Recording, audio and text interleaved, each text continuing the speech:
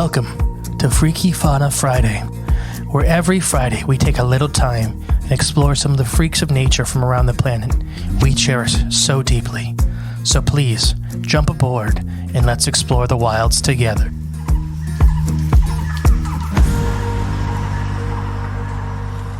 Welcome back to Freaky Fauna. Yes, a nice, relaxing Friday. I am the great and powerful. Wait, no, not powerful. And peaceful mystery. And my name is Jay, and welcome to Freaky Fauna Friday, Welcome. where we bring all the freaks of nature to you on a Friday. We're going to talk about probably the most argued fossilized specimen in history. Oh, worse the than the joke tracks cuddle? Yeah, oh yeah. There's a bunch of memes about this animal on all the paleontology pages, because every twice a year there's a paper that comes out that completely reconstructs it differently. Yeah. And at the very end of this episode, I'll show you my favorite one. Okay. But we're going to talk about the Spinosaurus to show that science isn't an exact science. Spinosaurus. I'm trying to think which one this is. The big one, the sail in the back. Okay, the big dinosaur with the big... Yeah. Okay. And so everybody knows that it got famous from Jurassic Park 2. Or no, I'm sorry, Jurassic Park 3. Oh, the worst one. I liked it better than 2. I don't remember, to be honest. The true trio. Isn't that the one with the girl T-Rex? Jurassic Park 3? No, the male and female. Yeah. That's Jurassic Park 2. Oh, okay. That's the one that kind of didn't do as well as the box office because they didn't have any. The only original cast they had was Ian Malcolm, the statistician or whatever he was. What the heck's his name now? Jeff Goldblum. Yes. Must go faster. Must go faster. So the dinosaur with the fin on its back. Spinosaurus was a giant carnivorous dinosaur that grew up to lengths of. They're big. 60 feet. Yes. Really? Yeah. So keep in mind, T-Rex topped out at like 42 feet. Dang, what a lucky guess. But yeah, so these guys that got up to 18 meters or 60 feet. Now, once again, we don't know anything about dinosaurs, really. There's a lot of good educated guesses because a lot of their skeletal systems are still very similar to modern-day birds. So you can kind of look at the modern-day birds that correlate and kind of tell how they were moving around and stuff like that. Spinosaurus was very different. Okay. It had extremely dense bones we'll talk about, which points to more like a hippo-like animal, being mostly either aquatic and running along the bottom. Yeah. Well, that would explain it's... Well, keep going. Yeah. So there's just a lot of questions with this, but we'll get to that. But it most likely walked on at least 2 legs part of the time. Like I said, reconstructions. We have knuckle-walking Spinosauruses permanently, like they are like a big, kind of like a crocodile that stands upright, though. Oh, I was going to say like a big ground sloth. Yeah, kind of like that. Okay. Or more like if anybody's played Ark, they can run on 2 legs, but when it's walking around, it's on all 4s kind of deal. Or something that may have been fully on all 4s. These guys are missing a lot of their skeletons. But we have a lot of their close cousins like I can't remember.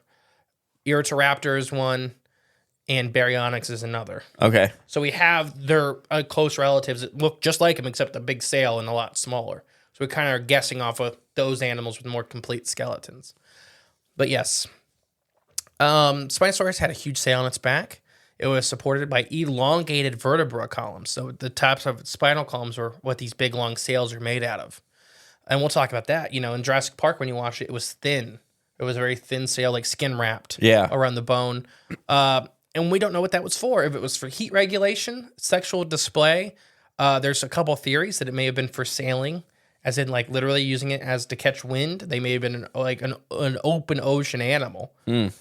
Or it may have been to attach muscle, making the animal much more heavy. Like basically a yeetosaurus is kind of the joke. Yeetosaurus? Yeah. Okay. Being able to pick something up and just swing it and throw it. Yeah. And there's a chance that's how it was killing prey, is using these giant muscle groups. Or it was there to store blubber.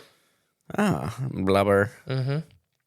Blubbersaurus. Spinosaurus got its name. It just literally means spine lizard for those elongated spines. There's a number of theories put forward to what the sail was for, but we have no idea. Sometimes I actually think instead of a sail, the Spinosaurus supported actually a long, fleshy lump on its back, like a bison. Oh, okay. And if you look at bison, actually have a similar apparatus on they're right on their shoulder blades. That hump, that big muscle hump, is actually elongated spines that muscle groups attached to. So that's what I was talking about. There's a chance that this animal had immense amounts of muscle. Do camels' humps have that? They have no bones in them, no. Oh, okay. So those are for storing water? Fat, but yes. Oh, okay. So they lied to us. Kinda. Okay. It's just easier for a kid to understand. They're always warping Taking our a drink minds. of coffee.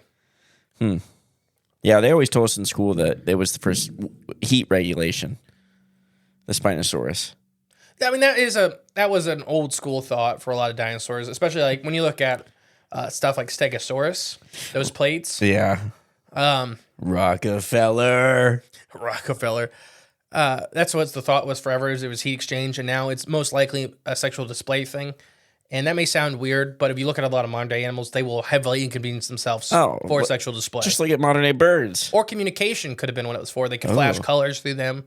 And they, from the eye sockets we have of dinosaurs and some of the brain cavities we have preserved, they are very much like birds, being able to differentiate tons and tons of color.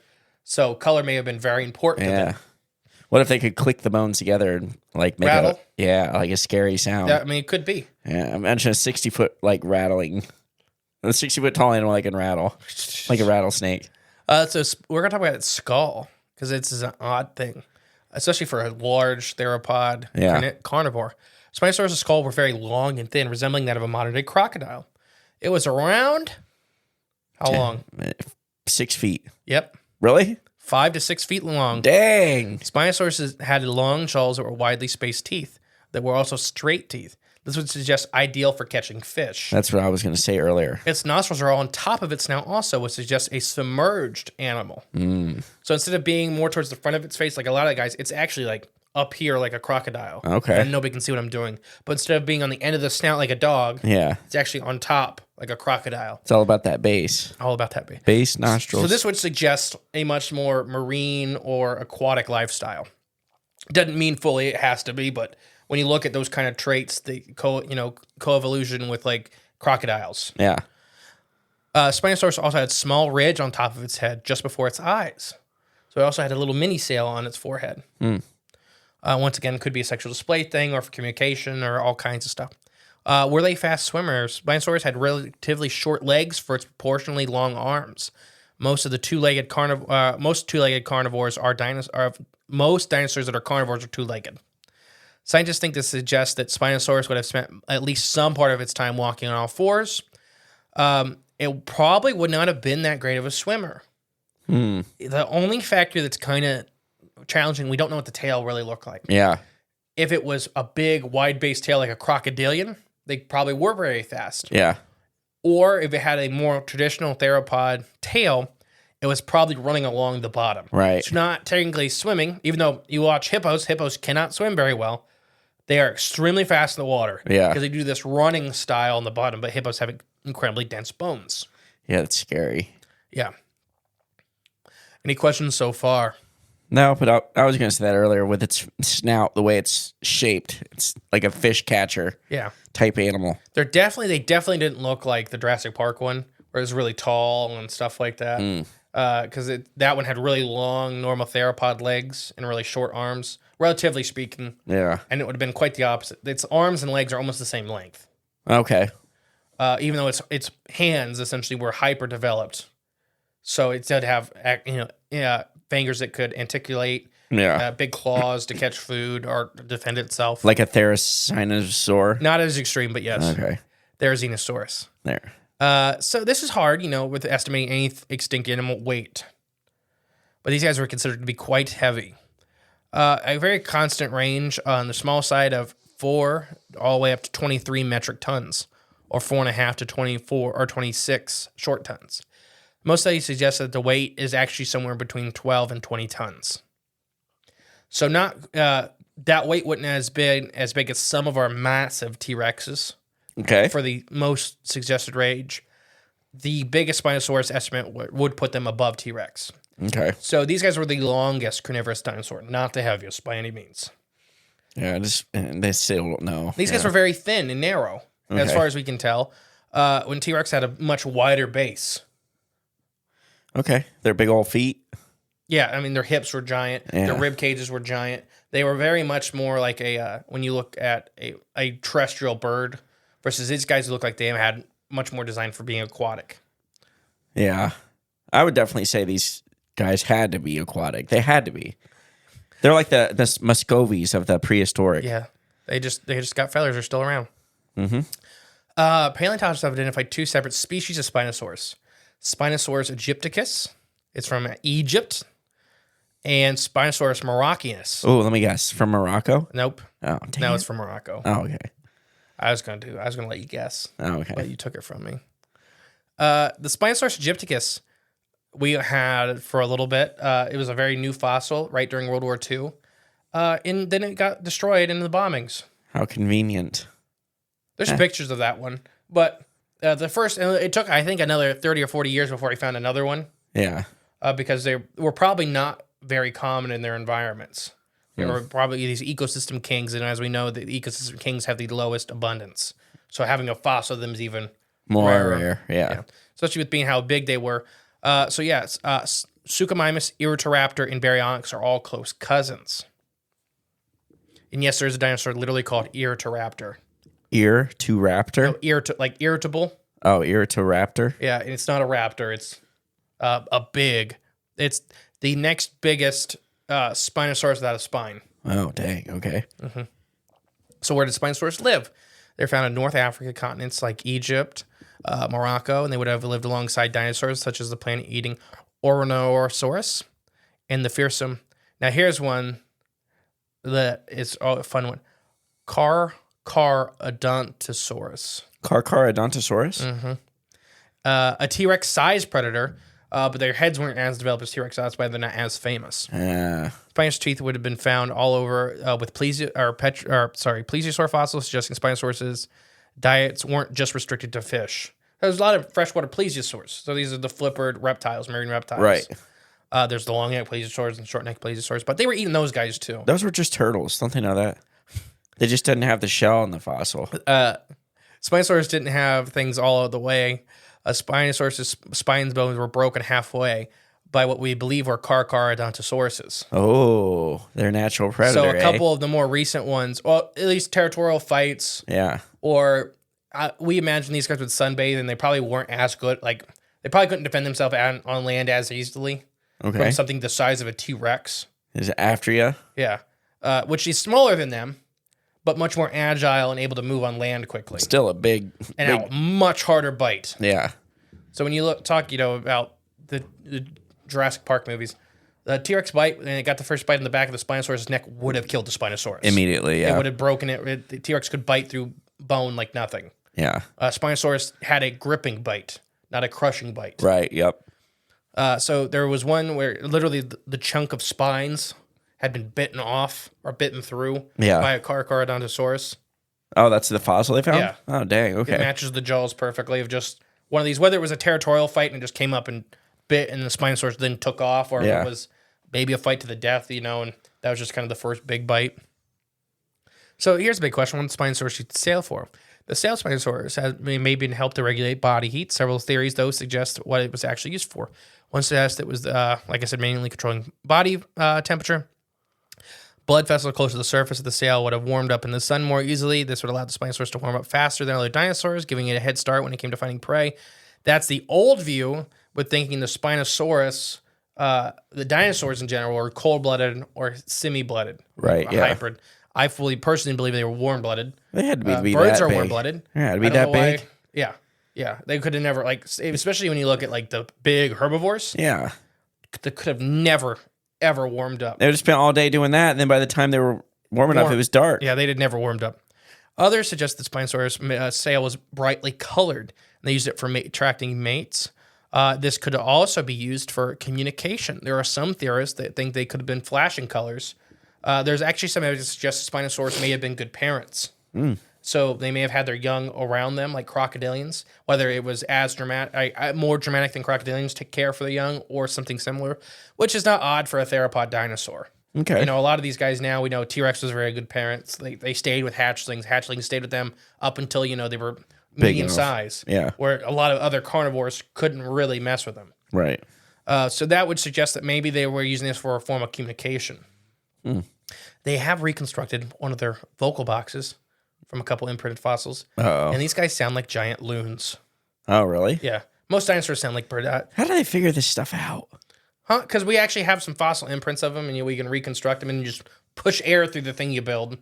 And it happens to sound just like a loon. You're like, well, that makes sense. Yeah. Do loons have any of that stuff? Their spinal, like evidence of like the spines on their back and their skeleton? No, you've seen loons. I know. I just didn't know if there's some. We all have ridges. Say aha. So do we. Aha. Science. So Spinosaurus versus T-Rex. Okay. Because this is the one everybody gets questions about because they didn't live near each other in time at all. Oh, they did not. No. So actually, they didn't live on the same continent. I'll get to it. With T-Rex being up to 12 tons and 40 feet long, I'm sorry, but with being up to 12 or 40 feet long, 12 meters long, and weighing up to 10 tons, it was smaller than Spinosaurus. However, T-Rex had a much more immensely bite and greater standing height. And everybody sees Jurassic Park 3, Spinosaurus versus T-Rex fight. The Spinosaurus emerges victory. Some T-Rex fans have disputed this outcome, saying that although T-Rex was a smaller carnivore, it was heavily much more stronger and had an extremely powerful bite. However, Spinosaurus wasn't just a fish eater. You know how you look at grizzly bears for being part-time fish eaters. They're still pretty tough. Right. And they have special adaptations for eating fish. Doesn't mean that's the only thing they do. I was saying, but bears don't have a long, thin snout, and those kind of do.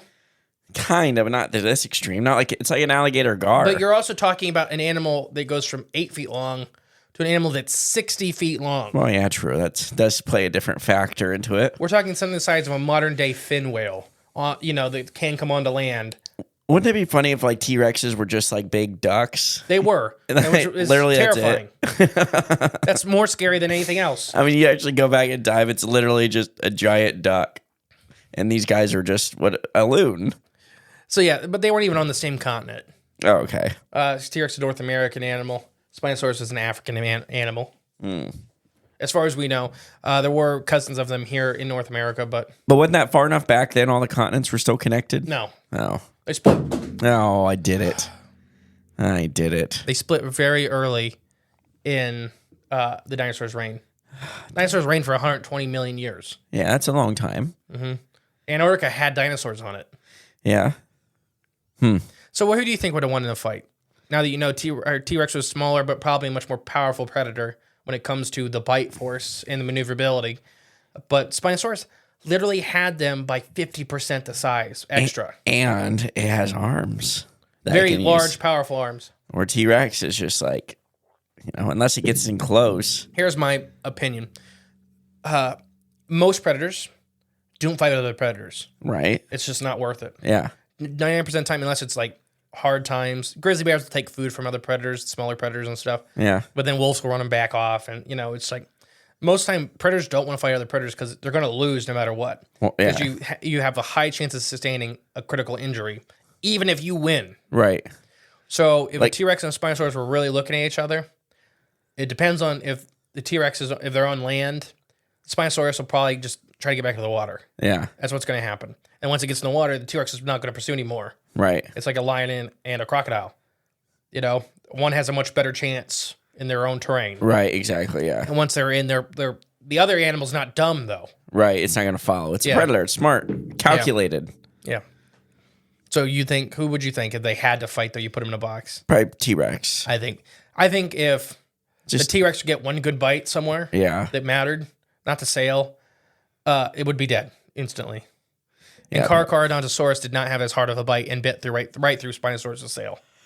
It's a weak point. Yeah, it's just bone. I mean, and then these predators are designed to just destroy bone. So Bonesaw's ready. I want to talk about. There's tons and tons of stuff. Spinosaurus has been one of these these fascinating creatures forever. They're really scary to find on Ark. Yeah, because it's just the water T-Rex. Yeah, it's As far as Ark's concerned. and then they get out of the water and they can sprint, like chase you down immediately. They probably weren't that fast. Oh, that game was absolutely frightening. But no large theropod would have been that fast on land. You're talking about extremely heavy animals trying to run. Oh, maybe a little short bursts of. They're the 50-meter dash champs. So, like I said, every year Spinosaurus kind of changes. Okay. A lot of the changes are small. Some of them are really dramatic. Everything from being almost identical to crocodiles with a big sail on their back to being just the old school was literally a T-Rex with the fin. Okay. Like no difference in how they were drawing T-Rex. They just put a big fin on one of them. Now it's like a peacock with a gar head. The most acceptable one currently is having a large finned tail, like a crocodilian. Okay. Short arms and legs, almost the same length. So it's most likely almost exclusively on all fours, with probably being able to stand up on its hind legs for defensive postures because they would just rather scare away other carnivores than fight them. So if they can rear up a little bit, they already are so big. Don't crocodiles do that too, kind of? No. Rear up? No. They don't? Okay. There's no crocodile that rears up. Or alligators? I don't know. There's no crocodilians that rear up. Komodo dragons? Monitor lizards do, yes. Maybe that's what I'm thinking. Okay. Yeah, crocodiles they can't really do that with their body. All right. They can jump, but it's not like Maybe monitor lizards can stand. Maybe I'm thinking of like that crocodile on Hook at the end with the big clock. There you go. It's reared up. Yeah. And then it falls on Captain Hook. So that's kind of the most acceptable one right now of this highly colorful, heavily water adapted animal. These giant wetlands of the time, these giant, and just being an apex of that because it's full of plesiosaurs, other dinosaurs. Like we have poop of these guys that have dinosaurs in them though. So in the poop? Yeah, like bone fragments and stuff. Like hadrosaurs, the same stuff the T-Rex and Carcharodontosaurus were eating. What a fossil find. So there's even a chance they were like eating like crocodiles, Okay. kind of hanging out. It'd been hard with that big freaking fin on the back. But maybe that was mimicking a giant plant that was of the day. Those camouflage. Could have been, yeah. Maybe it laid down, and then when they wanted to swim side? faster, or something. Or straight back. I don't know. Maybe it folded back, and then when they'd pop it up and they use it like a bowfin. As far as I don't think they could ever fold it back because it's a part of their spine, Well, and it didn't have a hinge on it or nothing like that. Oh, well. But you didn't know that, so I'm not going to be mean to you. Yeah, you never know how My favorite bones work different back then. My favorite one though is Spinosaurus verlagrius, is a concept made of Spinosaurus actually being much more seal-like. Oh no. So the thing with the back legs is we have almost no good examples of them. Okay. So they could have been vestigial. Having their clawed, giant forearms could have been actually giant clawed flippers. Their tail could have had a fluke. And their weirdly shaped skull could have supported a small snout like an elephant seal. These guys could have been fully marine or aquatic giant seal dinosaurs. Oh boy, what's this picture gonna look like? Oh my gosh. That looks not as frightening. That thing's 60 foot long. Yeah, but it at least looks like I could run away from it. I don't know. Well, I don't think it would give you the chance. In the water, no, it is incredibly goofy. In the water, I would be scary, but on land, I would just I'd laugh at it. That's one of the funnier ones. The other one is literally that hump is just muscle. Yeah. And they would just, in their way their jaws were designed was actually to slingshot prey. So they would throw animals like 40 feet in the air. So it's like when my dog, when the first time I saw him catch a squirrel, he just shook that thing to death. That's may have been how they killed prey. Violent. I was kind of freaked out. And then he put it down and looked at it and it was dead. And then he just walked away. So there's a chance that's what was happening. Huh, I believe it. I've seen it in nature. What do you think? I mean, yeah, shoot, I don't know. It's pretty interesting creature we've discovered. But it's just to show that we don't know nothing about No, we don't know nothing. Yeah. There, that one looked like a seal. It's probably more like a bird, but I think it is. I don't think it had failures or nothing because of its size. It wouldn't have needed anything like that. its legs were probably like long, thin, like flamingo legs. See, I had the opposite. I had like you said earlier, Muscovy duck, like short, heavy, and webbed. See, now with the snout, now I'm thinking like it's like a flamingo just floating around. I don't think it floated ever. Or not How floating. dense Just its bones were. walking around. in the water and just picking up fish. I don't think this thing could swim at all. Probably not. But that's why I had those long dancer legs to keep up out of the water. No, I think if it had long dense legs, its kneecaps would explode. Well, they're dense bones. That's why they didn't explode. There's ways it's like building bridges. Like, I don't know. But no, I think it was pretty close to like a crocodile. Yeah, it's probably like that too. A big fluke's tail and eating a lot of fish, a lot of small dinosaurs. I do think the fin on its back is like a bowfin. It moved like that big like ribbon. I think it was probably used for sexual display. Like we said, we don't have a lot of these guys, so for all we know, we've never found a female. There's that chance that maybe the females either have a smaller one or they don't have one. Don't have one at all. And if you look at bison, females have a much smaller hump. They still have a hump, but it's still there, and I would expect kind of the same thing. It would probably be a mute color. Yeah. And then the males could use it as just this big sexual display piece. And like a peacock, they can be inhabited or they can have trouble because of a sexual display piece. That's kind of the point. Yeah. It's showing the females how healthy you are because I can lug this big extra thing around that's actually a hindrance. Yeah. And still I'm finding enough food. Yeah. And she's like, oh, I want that. So what's the words of wisdom going into the weekend? Don't take any wooden nickels. I don't know. Don't take any. You asked me too fast. Get ready for your plants, guys. Yeah, go outside, plant something Planting a lot. And this summer, this spring. Get ready for it. Just this spring, plant something. Plant something. It doesn't matter what it is. As long as it's alive and it grows. Just plant something. Plant it. Nurture it. And remember, just plant something. Yeah, it can't grow if you're standing over it, blocking its sunlight, giving it too much shade. I have been the great and peaceful mystery. I've been Jay. Have a good weekend, guys. Bye. Thank you for listening to Freaky Fauna Friday. If you want to help the podcast grow, remember to share and give it a 5-star review.